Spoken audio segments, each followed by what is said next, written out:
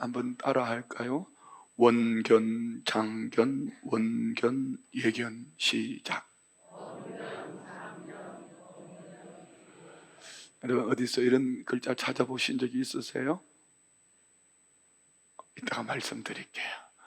오늘은 주일 예배를 시작하면서 한때에 우리가 전 세계가 놀라고 함께 환호성을 불렀던 우리 장미란 선수 아시죠? 역도 선수.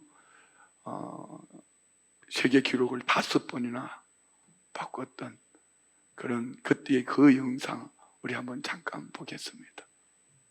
한번 도전해볼까? 자, 세계 신기록에 도전하고 있는 장미란입니다. 사람들이 장미란이라는 사람을 알고 또 역도에 대해서 관심을 가져주는 것만으로도 굉장히 기뻤어요. 그것만.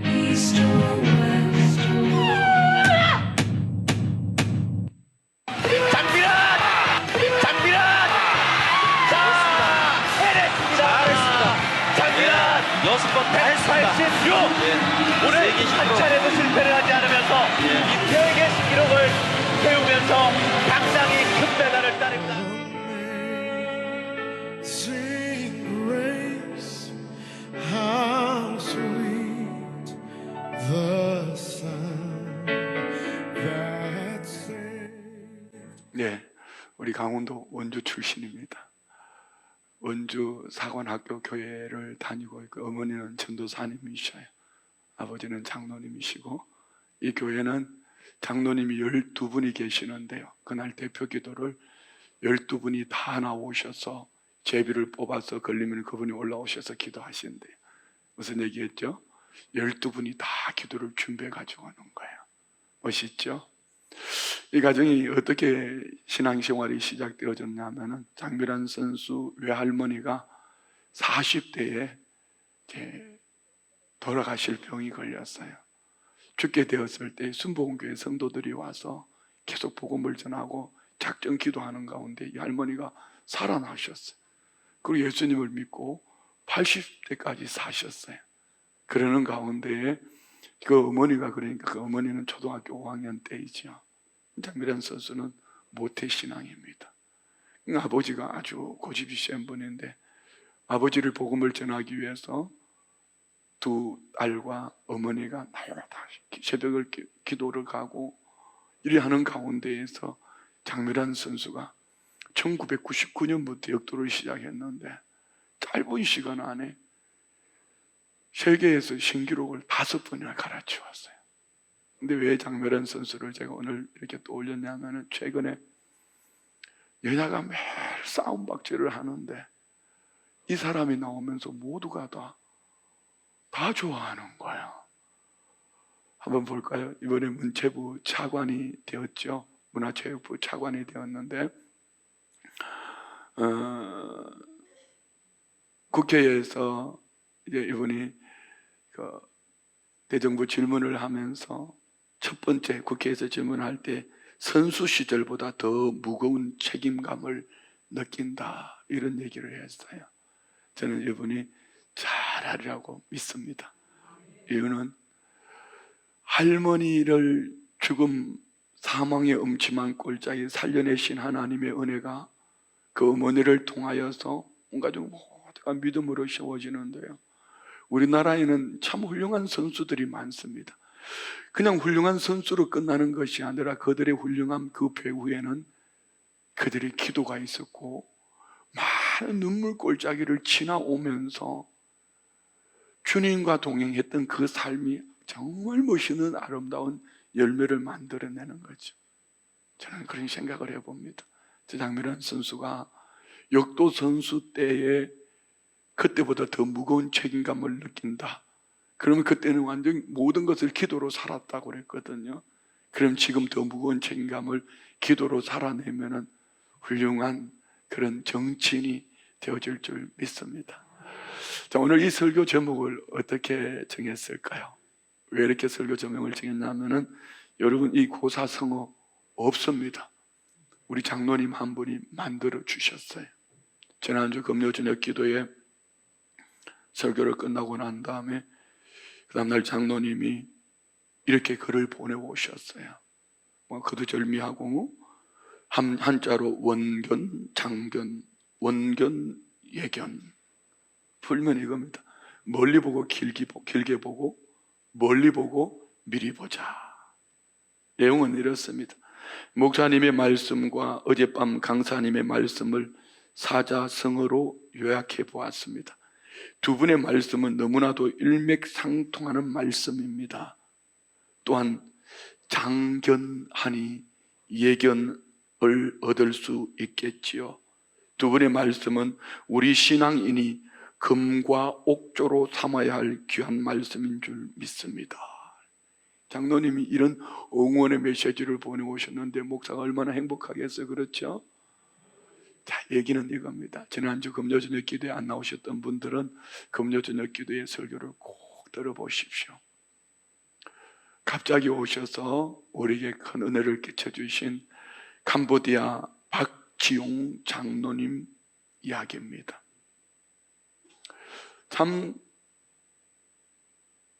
금요일 날 이분 말씀이 그냥 말 꿀송이 같은 말씀이었어요. 설교가 아니고 삶, 살아오는 삶, 그 중심에 이분에게 있어서 많은 눈물골짜기, 일찍 과가 됐어요.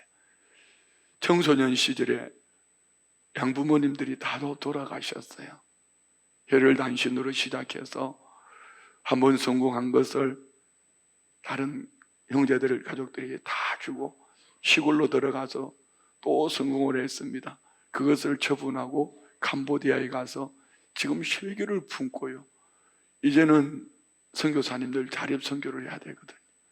자립선교에 대한 실교를 품고 계획을 하고 준비하고 있는데요. 이분의 마음속에는 항상 북한 땅이 머물러 있습니다.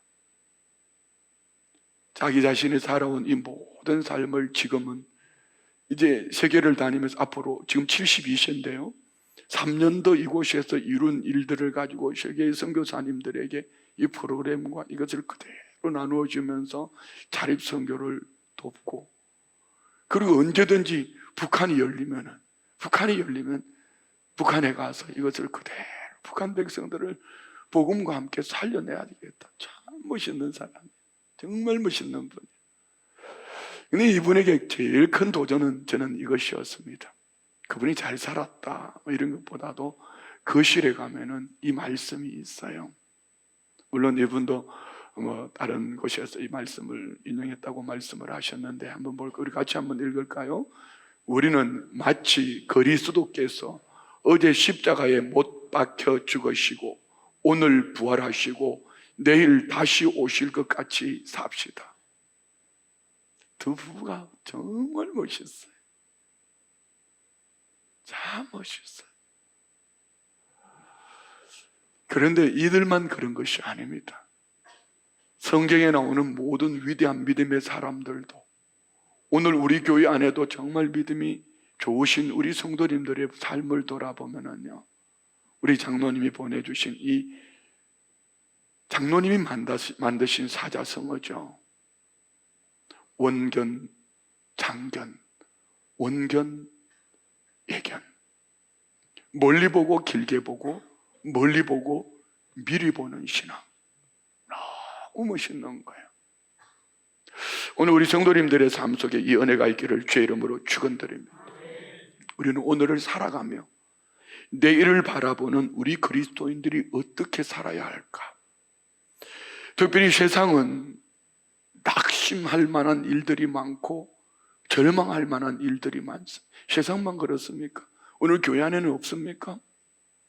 저 때문에 여러분 낙심하고 저 때문에 시험거리가 얼마나 많았습니까? 그리고 또 우리 신앙생활을 하면서 낙심하고 절망할 만한 일들이 얼마나 많습니까?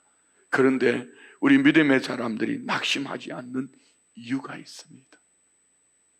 오늘 고린도후서 4장에 보면은 낙심이라는 단어가 3번 나오는데요. 1절, 8절, 16절. 이 말씀에 보면은 우리가 낙심하지 않는 이유를 바울 사도는 이 세 말씀 속에 기록하고 있어요. 우리 1절 말씀으로 한번 봅시다. 그러므로 우리가 이 직분을 받아 긍휼하심을 입은 대로 낙심하지 아니하고. 낙심하지 않는 이유는 직분, 그 직분이 어떤 것이죠? 직분을 받았다. 누구로부터? 하나님으로부터. 어떻게 해요? 하나님의 긍휼하심으로. 자, 여러분에게는 어떤 직분이 있습니까? 여러분은 어떤 직분이 있으신지요? 이 직분 얘기하니까 뭐 목회자 아니면 중직자 아니면 뭐 집사 뭐 여러 가지 생각할 수 있겠지만 우리 모두는 이 직분을 받았습니다. 고린도후서 3장 6절로 8절 말씀에 보면은 그가 또한 우리를 새 언약의 일꾼 되기에 만족하게 하셨으니 율법 조문으로 하지 아니하고 오직 영으로 하매니 율법 조문은 죽이는 것이요 영은 살리는 것이니라. 돌에 써서 새긴 죽게 하는 이 율법 조문의 직분도 영광이 있어 이스라엘 자손들은 모세의 얼굴에 없어질 영광 때문에도 그 얼굴을 주목하지 못하였거든. 하물며 다 같이 시작.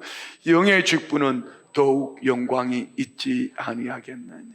무슨 얘기입니까? 율법은 죄를 정하는 겁니다. 너 죄인이야. 이 율법의 직분을 받아오는 이 율법을 받아오는 모세의 얼굴의 광채로 인하여 사람들이 그 얼굴을 볼 수 없었는데 죽이는 이 직분을 받은 율법의 조문을 받은 그도 그 영광이 나타났다면 영의 직분을 받은 우리 사람을 살려내는 직분을 받은 우리에게는 얼마나 큰 영광이 있겠느냐. 할렐루야. 우리 모두는 이 영의 직분을 받은 줄 믿습니다. 그렇습니다. 그러므로 우리 주님께서 우리로 하여금 영의 직분을 주셨으니 능히 감당하게 하실 줄 믿습니다. 그래서 우리는 육신에 갇혀서 육신적인 것 때문에 좌우로 치우칠 것이 아니라 하나님께서 우리를 사람을 살려내는 이 직분을 주셨으니 내게 하나님께서 얼마나 영광스럽게 하실까 이것을 바라보며 믿음으로 승리하는 모두가 되시기 바랍니다. 두 번째 보는 것은 8절입니다. 7절 8절요. 우리가 이 보배를 질그릇에 가졌으니 이는 심히 큰 능력은 하나님께 있고 우리에게 있지 아니함을 알게 하려 함이라. 우리가 사방으로 우리의 우겨쌈을 당하여도 쌓이지 아니하며 답답한 일을 당하여도 낙심하지 아니하며 참 죽을 일이 쌓였다는 것입니다. 그런데 낙심하지 않는다라고 성경은 말합니다. 바울 사도는 자신에게 주어진 직분을 감당함에 있어서 사방에 이 눈물 골짜기, 시련 골짜기, 환난으로 가득 있더라는 것이죠. 그래서 7장 5절 말씀에 보면은 우리가 마게도냐에 이르렀을 때에도 우리 육체가 편하지 못하였고 사방으로 환난을 당하여 밖으로는 다툼이요 안으로는 두려움이요. 사방의 환난이 바깥에 일어나는 전쟁과 내 속에 일어나는 전쟁, 이 두려움 감당할 길이 없었던 거죠. 고린도후서 1장 8절로 9절 말씀에 보면은 그는 이렇게 말합니다. 형제들아, 우리가 아시아에서 당한 환난을 너희가 모르기를 원하지 아니하노니 힘에 겹도록 심한 고난을 당하여 살 소망까지 끊어지고 죽을 지경에 치렀다. 우리는 우리 자신이 사형 선고를 받은 줄 알아. 이제 죽는구나. 이는 우리로 자기를 의지하지 말고 오직 죽은 자를 다시 살리시는 하나님만 의지하게 하심이라. 할렐루야. 얼마나 힘에 겹도록 심한 고난을 당하였으면 살 소망까지 끊어지고 사형 선고 이제 죽게 되었구나. 이제 죽는구나. 그리고 고린도후서 4장 10절로 11절 오늘 보면 말씀이 있는 앞에 보면 이렇게 말씀. 우리가 항상 예수의 죽음을 몸에 짊어지면 예수의 생명이 또한 우리 몸에 나타나게 하렵니다. 우리 살아있는 자가 항상 예수를 위하여 죽음에 넘겨지면 예수의 생명이 또한 우리 죽을 육체에 나타나게 하려. 이게 결단입니다. 어떻게 이런 결단을 말할 수 있죠? 환난 속에서 낙심하지 않았던 이유. 나는 질그릇인데 이 질그릇 부셔져야 돼. 환난 속에서 내가 믿음을 지킴으로 그리스도의 영광이 드러나는 거야. 너무 멋있잖아요. 환란이 오면 도망가는 것이 아니라, 시련이 오면 도망가는 것이 아니라, 이 시련을 내가 믿음으로 이겨내면은 내 안에 계신 예수님이 드러난다. 내 안에 계신 예수님이 영광을 받으신다. 너무 멋있잖아요. 그러면 뭐 어떻겠어요? 나 더 부셔줘야 돼. 주님, 이 환란 주님이 함께 당하시니 주님, 나는 부셔지고 주님이 드러나야 합니다. 그래서 바울 사도는 분명한 목적, 예수의 생명이 내 몸에 나타나게 하기 위하여 나는 사방으로 우겨쌈을 당하는 환란을 당해도 낙심하지 않는다. 이 말씀 읽으면 부끄러워요. 참 부끄러워요. 생각나는 일들이 많습니다. 생각나는 사람들이 많습니다. 왜 그때 그렇게 말했지? 왜요? 이기적인 거죠. 듣기 싫은 거예요. 그 말이 듣기 싫은 거예요. 근데 바울 사도는 그 말을 들을 때에, 그런 아픔을 당할 때에, 그래, 나는 부셔져야 돼. 나는 더 망가져야 돼. 더 깨져야 돼. 이래 하면서 주님의 영광이 드러나기를 원했던 바울 사도. 너무 멋있잖아요. 세 번째는 오늘 16절 말씀입니다. 그러므로 우리가 낙심하지 아니하노니 우리의 겉사람은 낡아지나 우리의 속사람은 날로 새로워지도다. 낙심하지 않는 이유는 우리 속사람은 날로 새로워지기 때문에. 그 사람은 낡아지나, 예전에는 후패하나 이렇게 했어요. 그 사람은 낡아지고 늙어지고 자연인으로 살아가지만 우리가 주님 모셔드리고 믿음으로 살아가면 우리 속 사람은 날로 새로워진다. 그리고 오늘 설교 제목이 이 말씀 속에 있는 17절부터 18절, 우리가 잠시 받는 환난에 경한 것이 지극히 크고 영원한 영광에 중한 것을 우리에게 이루게 하매니 우리가 주목하는 것은 보이는 것이 아니요 보이지 않는 것이니 보이는 것은 잠깐이요 보이지 않는 것은 영원함이라. 아멘. 원견, 장견, 원견, 예견. 멀리 보고 길게 보고, 멀리 보고 미리 보는 거야. 이것이 있으면은 절대로 요동하지 않을 줄 믿습니다. 멀리 보니 우리가 이 땅을 살아가면서 당하는 이 환난은 잠깐 당하는 환난인데 가볍다. 영원한 것, 중한 것, 그것을 미리 보면서 오늘을 살아내는 하나님의 사람들, 오늘 저와 우리 모두의 삶이어야 할 줄 믿습니다. 잠깐 보이는 것을 바라보지 않고 보이지 않는 영원한 것. 그래서 5장 1절은 이렇게 말씀합니다. 만일 땅에 있는 우리의 장막집이 무너지면, 무슨 얘기입니까? 내가 죽으면, 믿음으로 살다 내가 죽으면 하나님께서 지은 집, 곧 손으로 지은 것이 아니고 하늘에 있는 영원한 집이 우리에게 있는 줄 아느니라. 하늘의 맨션, 하나님께서 저와 우리만을 위하여 예배해 놓으신 맨션이 있다는 겁니다. 우리는 이 땅에서 맨션 하니까 무슨 맨션 아파트 그런 차원이 아닙니다. 눈물 없는 곳,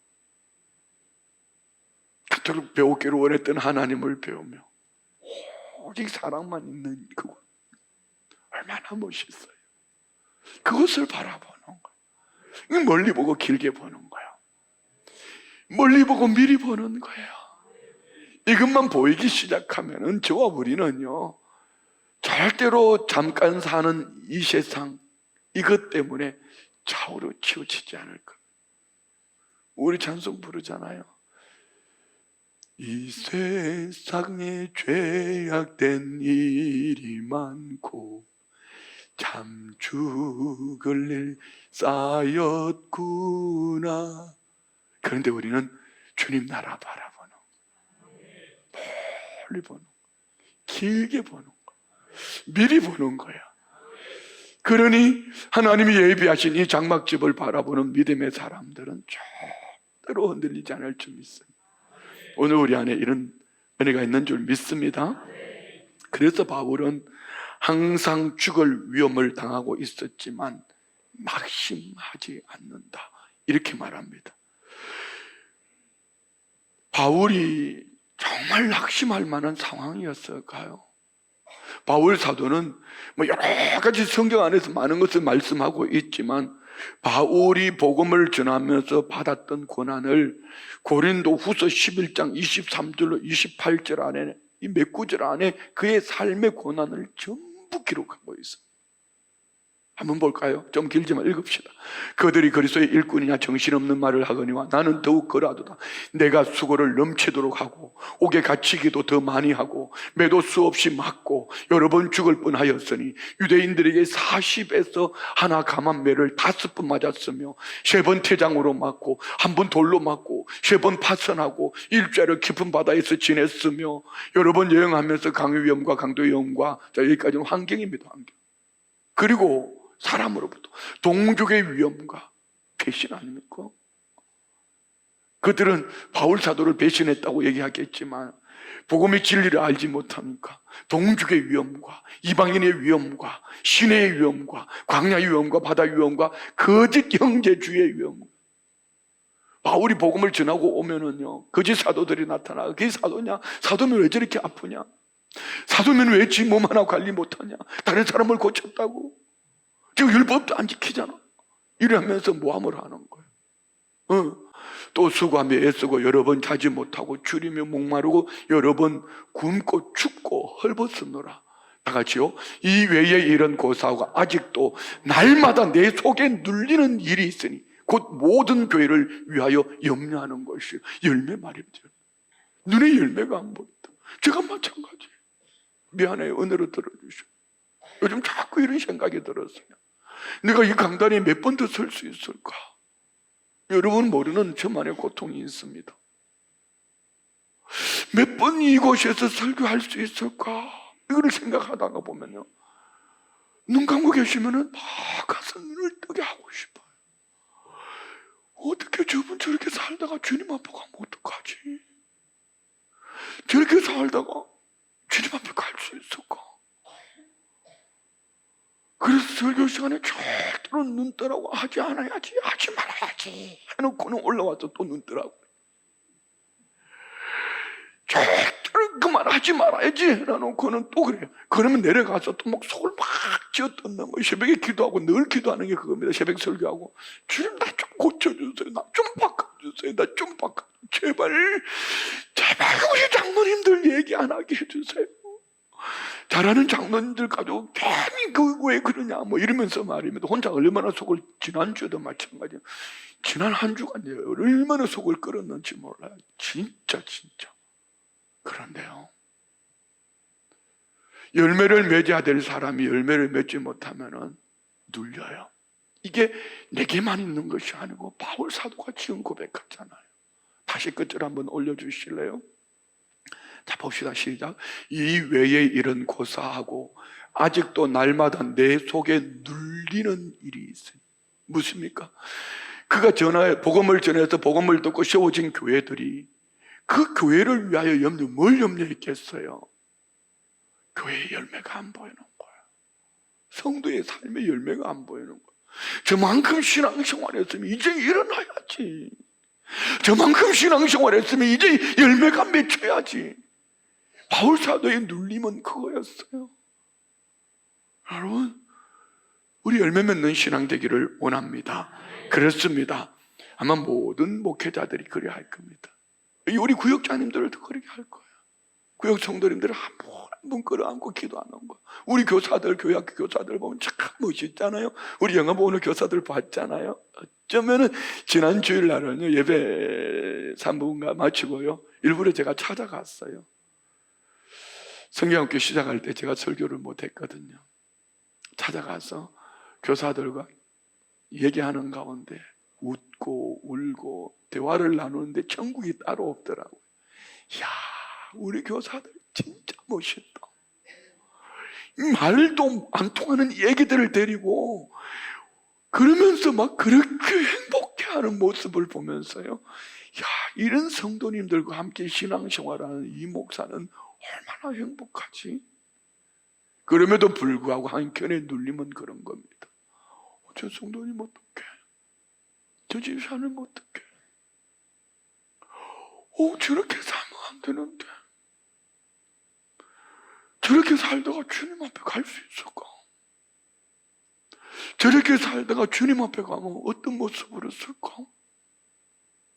이게 눌리니까 자꾸 강해지는 거예요. 그럴수록 나는 죽고 주님만. 설교는 그런 거예요.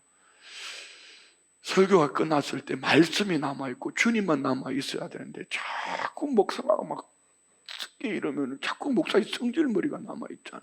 그러니까 다음 주에는 안 갈까 봐 막 이러면서 징그러워지는 거예요. 여러분 안 그렇죠? 자, 우리 중요한 건 이겁니다. 어떻든 바울 사도는 낙심하지 않은 거예요. 아멘. 예, 바울은 이런 엄청난 눈물 골짜기를 지나가며 낙심하지 않은 이유, 무엇이 바울 사도로 이토록 견고했을까? 특별한 사람이었기 때문에 그렇지 않습니다. 바울 사도 안에서 지난주 새벽 예배 때 나눴던 말씀입니다. 세 가지. 우리 이 세 가지만 찾아내시고 여러분 점검하십시오. 그러면 우리는 절대로 흔들리지 않을 것입니다. 그 첫 번째, 우리에게 반드시 있어야 될 것은 내게 들려주시는 하나님의 음성입니다. 내가 인격적으로 만난 주님. 바울 사도는 매일의 삶 속에 내게 주시는 하나님의 음성. 그래서 나는 날마다 죽노라. 내가 죽어야지 그 음성이 들리는 거예요. 사도행전 9장 3절로 7절 말씀에 보면은 사울이 길을 가다가 다메섹에 가까이 이르더니 호련히 하늘로부터 빛이 그를 둘러 비추는지라 땅에 엎드려져 들으며 소리가 있어 이르시되 사울아 사울아 네가 어찌하여 나를 박해하느냐 하시기를 대답하되 주여 누구시니까 이르시되 나는 네가 박해하는 예수라. 너는 일어나 시내로 들어가라. 내가 행할 것을 내게 이를 자가 있느니라 하시니 같이 가던 사람들은 소리만 듣고 아무도 보지 못하여 말을 못하고 서 있더라. 자, 여기 소리만 들었다는 것은요, 귀로는 들었지만 내 음성으로 듣지 못했다는 얘기입니다.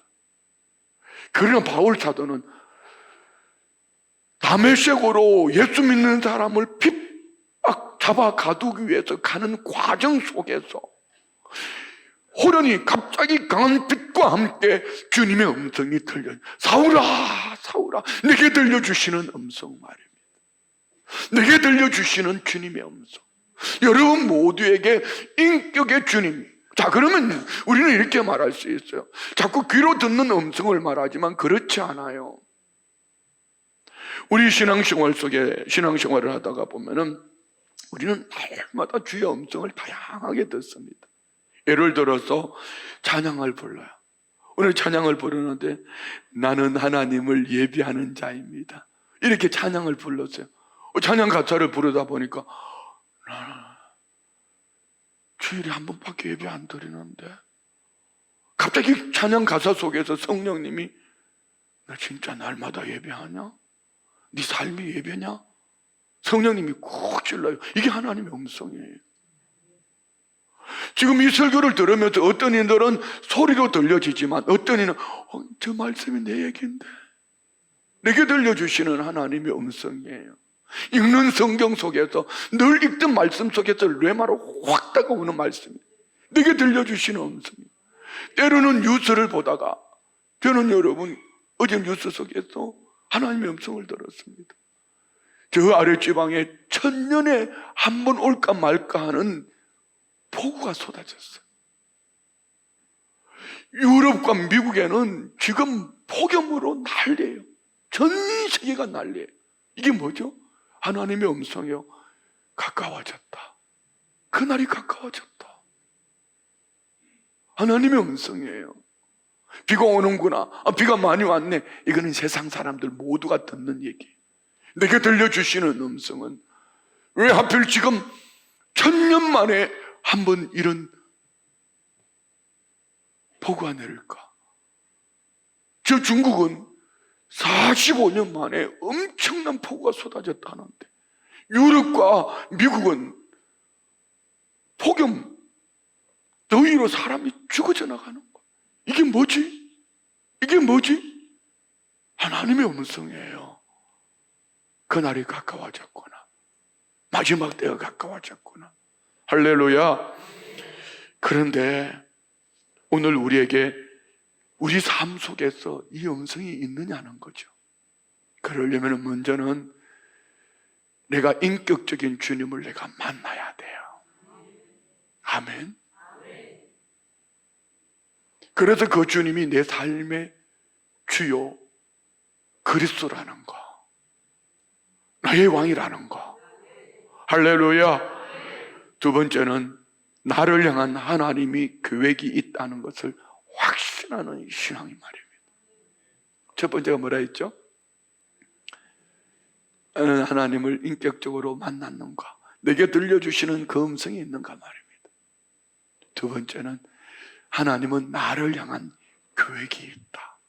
이것이 확신하는 신앙이 돼야 돼. 사도행전 9장 15절로 16절에 보면은 이렇게 말하면, 주께서 이르시되 가라, 이 사람은 내 이름을 이방인과 임금들과 이스라엘 자손들에게 전하기 위하여 택한 나의 그릇이라.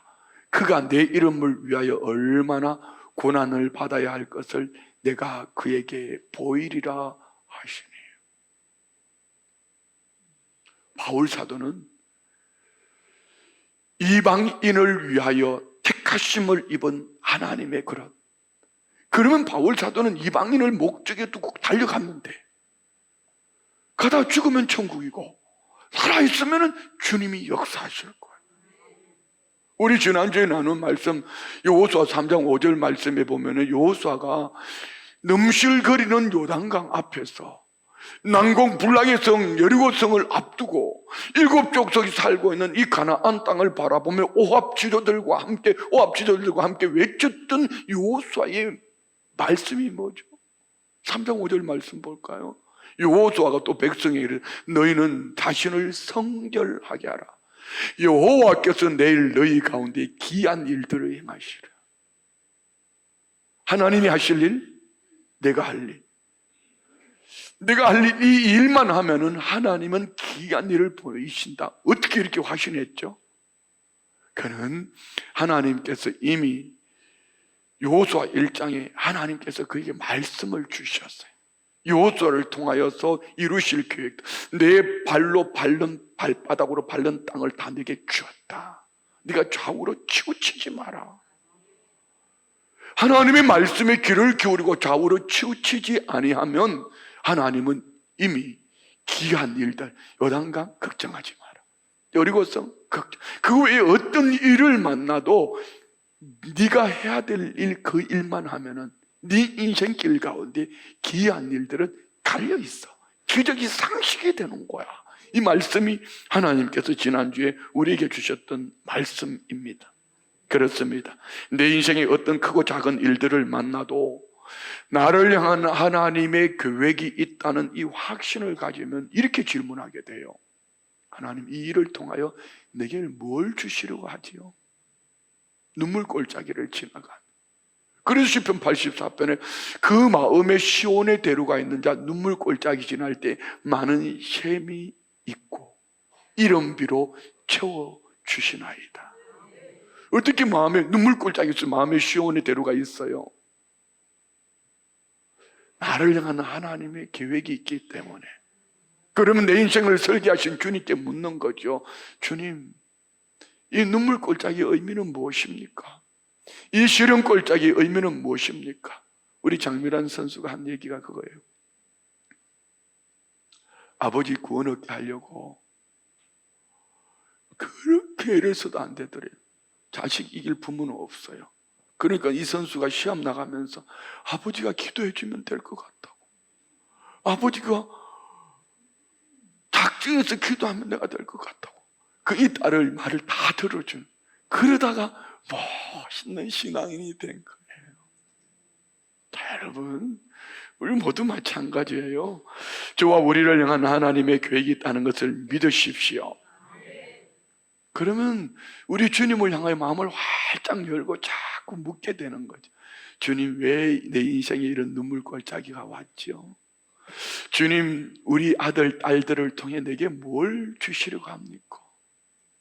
여호수아는 주님이 왜 여리고성 앞에 이 요단강이 넘실거리는데 이것을 어떻게 하지요?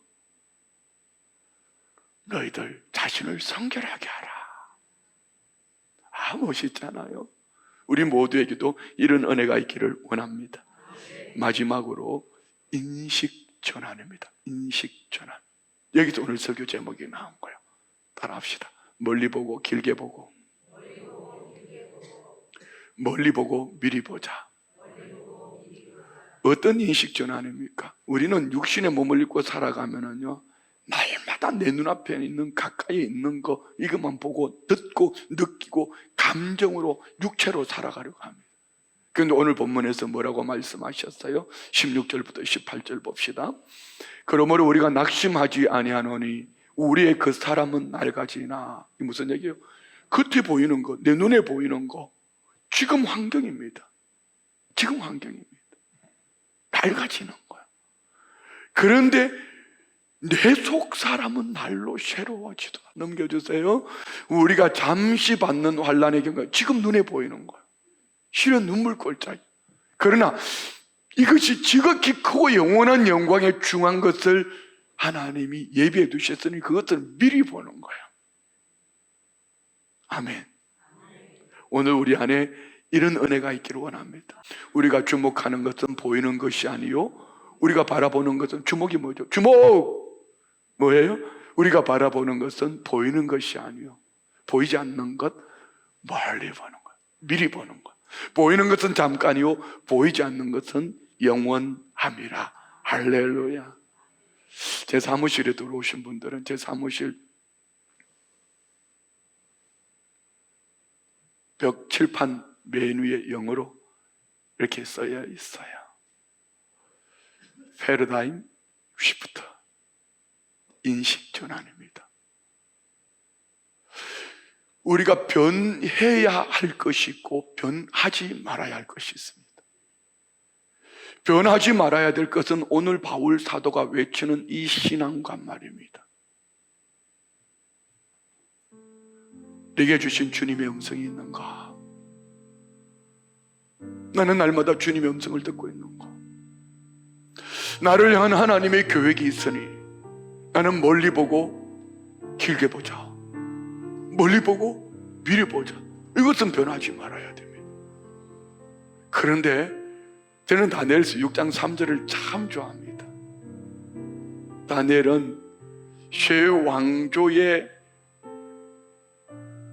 왕조가 바뀜에도 국무총리가 되었어요.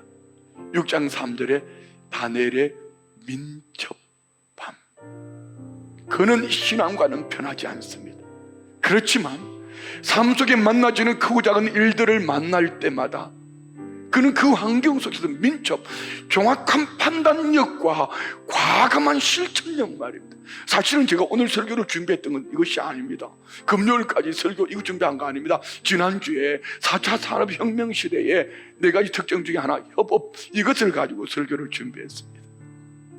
근데 그날 금요일 날 우리 선교사님을 통하여서 하나님의 음성을 들었어요. 그리고 설교 바꾼 거예요. 이게 민첩함입니다. 고집 부리면은 오늘 이 은혜는 없습니다.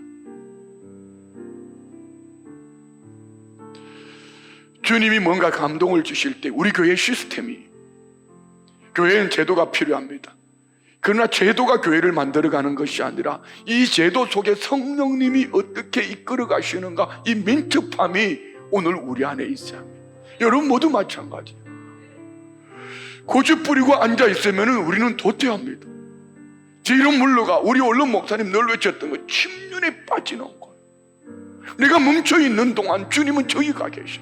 내가 멈춰있는 동안 세상은 저만큼 가 있어. 오늘 교회가 왜 이렇게 됐을까요? 멈춰 있었어요. 우리끼리 말입니다. 세상의 변화를 읽어내지 못했어요. 지난주 새벽에 말씀드렸잖아요. 우리가 언제부터 하루에 3끼 먹었죠? 산업화 시작됩니다. 이제는 3끼 다 먹으면 안 돼요.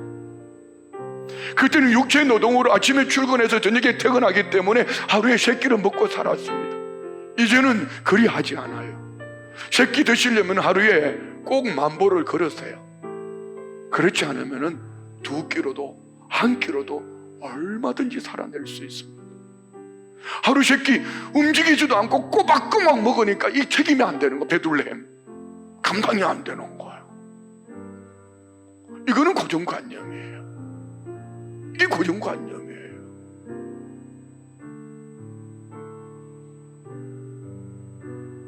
산업화 이전에는 그렇게 먹고 살지 않았습니다. 그럼 우리 신앙생활은 어떨까요? 오늘 우리 세 가지 생각합시다. 나는 주님을 인격적으로 만나서 내게 들려주시는 주님의 음성이 있는 거, 나를 향한 하나님의 계획이 있는 거, 그리고 나는 멀리 보고 길게 보며, 멀리 보고 미리 보며 살고 있는 거. 우리 다 같이 일어납시다. 믿음으로 고백합시다. 찬양합니다. 내 마음속에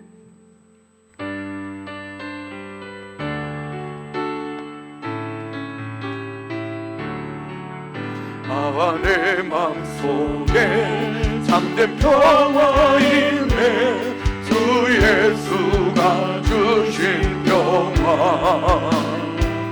시험 닥쳐와도 흔들리지 않아. 귀하나 이 평화가.